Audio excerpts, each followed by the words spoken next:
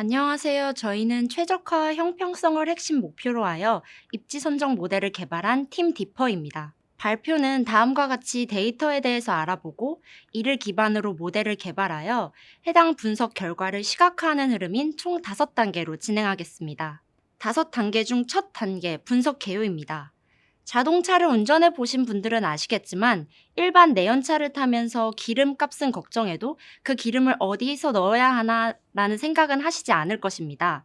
그런데 전기차 같은 경우는 전기를 어디서 충전해야 되는지부터 고민을 해야 한다고 합니다. 경기도민분들도 충전시설이 부족한 것이 가장 불편했다고 하는데요. 따라서 저희는 정말 설치가 필요한 곳에 충전소를 설치하기 위해 노력하였습니다. 분석 흐름은 다음과 같습니다. 제공받은 데이터만으로는 충분히 모델을 만들기가 어려웠기 때문에 저희가 중요하다고 생각하는 외부 데이터를 수집하여 내부 데이터와 함께 분석을 진행하였습니다.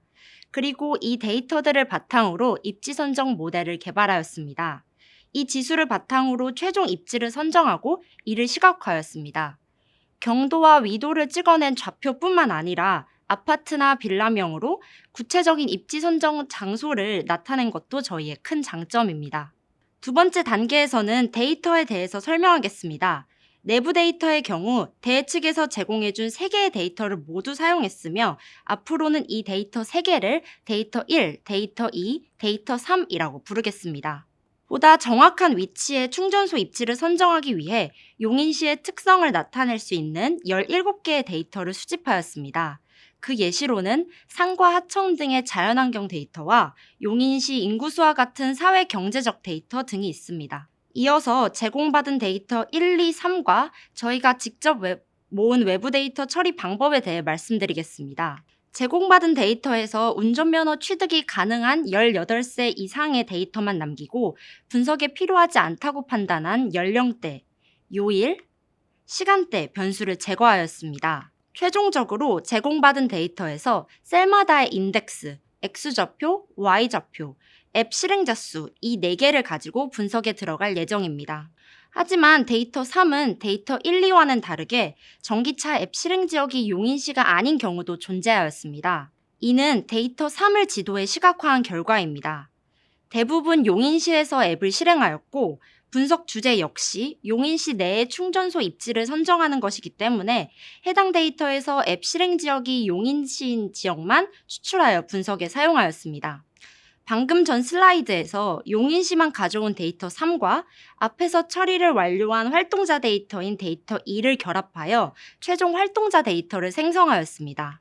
이제부터는 저희가 수집한 데이터를 어떻게 처리하였는지 설명하도록 하겠습니다. 외부 데이터를 격자 단위로 다루기 위해 QGIS라는 프로그램을 통해 50x 50 격자로 만들었습니다. 이는 용인시의 숙박업소 데이터 전처리 과정입니다.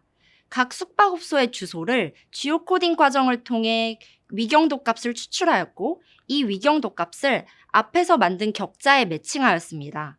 그래서 각 격자당 숙박업소가 몇 개 있는지를 나타내는 넘포인트를 계산하였습니다. 이와 같은 방식으로 격자당 주차장 개수, 격자당 버스 정류장 개수를 계산하였습니다. 다른 외부 데이터들에서 격자 안에 있는 아파트 면적 비율, 용인시 인구 비율, 가장 가까운 충전소까지의 거리, 450m 반경 내 충전소 개수, 그리고 전기차 등록 대수 변수들도 만들었습니다. 이어서 침수나 역류 등의 영향을 받거나 폭발 위험이 있는 장소, 또는 고도가 높은 지역은 충전소 설치가 부적합하다고 판단하여 설치를 제한하는 구역 기준을 마련할 필요성을 느꼈습니다. 따라서 산, 도로, 건물의 유무에 따라 0, 1 변환을 진행하였습니다. 같은 방식으로 격자 내 주유소, 하천, 호수, 개발 제한구역, 산업단지, 도로, 산, 철도, 건물 여부 변수들 또한 0, 1 변환을 진행하였습니다. 앞서 말씀드린 설치 제한 구역 기준을 마련하는 변수들은 격자를 제거하는 데만 사용했으며 최종적으로 충전소 입지에 중요한 영향을 미칠 것 같은 변수를 12개 선정하였습니다. 그래서 수집한 데이터와 제공받은 첫 번째 데이터를 결합하여 거주자 기준 결합 데이터를 만들었고 수집한 데이터와 앞에서 처리를 완료한 활동자 데이터를 결합하여 활동자 기준 결합 데이터를 만들었습니다. 이 데이터를 활용하여 입지 선정 지수를 각각 만들었고 최종 입지 또한 거주자 기준, 활동자 기준으로 입지를 선정하였습니다. 다섯 번째 단계 중 세 번째 단계, 모델 개발입니다. 모델 개발 과정 중 첫 스텝, 충전소 입지 선정 기준에 대해 말씀드리겠습니다. 저희는 충전소 입지를 선정함에 있어서 사회적 형평성을 고려하는 한편 거주자와 활동자 기준 각각으로 입지 선정을 하는 저희만의 방식으로 입지 선정 기준을 세분화하였습니다. 기존에 있는 충전소 옆에 또 충전소를 설치하는 것은 사회 경제적 낭비가 심하기 때문에 기존 충전소로 충분한 곳은 입지에서 제외한 후 격자 중심으로부터 반경 450m 내에 충전소가 없는 곳만 후보지로 선정하였습니다. 이와 같은 방식으로 거주자 기준, 활동자 기준 데이터에 적용해 입지 선정 지수를 개발하였습니다. 이러한 기준을 바탕으로 입지 선정 지수를 개발하는 단계에 대해 말씀드리겠습니다. 저희는 데이터 표준화를 진행하기 위해 전체 데이터에서 이상치의 영향을 가장 적게 받는 로버스트 방법을 사용하여 스케일링을 하였습니다. 이제 스케일링이 완료된 데이터에서 카운트 커스트, 즉 전기차 앱 실행자 수를 Y로 하고 나머지 변수들을 X로 하여 선형 회귀 분석을 진행하였습니다. 선형 회귀 분석은 X와 Y의 관계를 직관적으로 알 수 있고 해석이 용이하다는 장점이 있습니다. 또한 변수들의 가중치를 쉽게 비교할 수 있기 때문에 실제 정책 수립 활용이 용이합니다. 그래서 선형 회귀 분석을 사용하였고 그 결과의 코에피션트를 변수별 가중치로 사용하였습니다. 오른쪽 표는 X 변수별 가중치입니다. 입지 선정 세분화를 위해 거주자 기준 데이터와 활동자 기준 데이터 각각에 대해 가중치를 도출하였습니다. 왼쪽 그래프를 보시면 같은 변수임에도 불구하고 가중치가 다르며 심지어 일부 변수의 경우 가중치의 부호 또한 다른 것을 확인할 수 있었습니다. 앞서 만든 가중치들을 활용하여 입지 선정 지수를 개발하는 방법입니다. 셀 아이디별로 각 X 변수들의 값들과 변수별 가중치의 곱을 모두 더하여 입지 선정 지수를 도출하였습니다. 이는 각 격자들의 입지 선정 지수 결과입니다. 입지 선정 지수가 높을수록 해당 격자의 충전소 수요가 많은 것이므로 그 격자에 충전소를 세우는 것이 적절하다고 판단하였습니다. 앞서 개발한 입지 선정 지수를 바탕으로 MCLP 모델링을 진행하였습니다. MCLP란 최대 지역 커버 문제로 사용자의 니즈에 따라 충전소 개수와 원하는 반경의 값을 자유자재로 조정할 수 있다는 장점이 있습니다. 따라서 반경 내부의 수요를 최대화하는 위치를 선정하기 위해 MCLP 모델링을 사용하였고 이에 저희가 개발한 입지 선정 지수를 반영하였습니다. 충전 수요량이 높은 곳 위주로 설치를 하려고 하지만 또 선정된 입지가 너무 몰려 있어서는 안 됩니다. 그렇기 때문에 기준 반경 R을 설정하는 것이 중요합니다.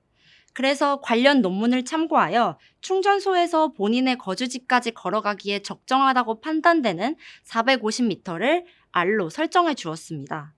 또한 충전소 개수를 의미하는 P를 설정하기 위해서 용인 시정뉴스를 참고하였습니다.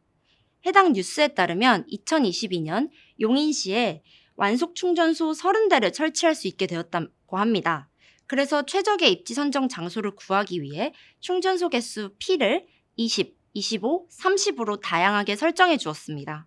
저희의 분석 핵심 목표인 최적화와 형평성을 달성하기 위해 주어진 거주자 데이터에 대해서 먼저 입지 선정을 한 후 이외의 나머지 후보자로 활동자 데이터에 대해 순차적으로 입지 선정을 진행하였습니다. 먼저 거주자 데이터를 기준으로 충전소 입지 20개, 25개, 30개를 설정하였습니다. 선정된 입지 중 교집합 16곳을 거주자 기준 최종 입지로 선정하였습니다. 다음으로 앞서 선정된 16곳이 커버하는 격자를 입지 후보에서 제거하였습니다. 활동자 데이터에 대해서도 동일하게 충전소 개수를 20개, 25개, 30개 선정한 후 그 교집합 17곳을 활동자 기준 최종 입지로 선정하였습니다.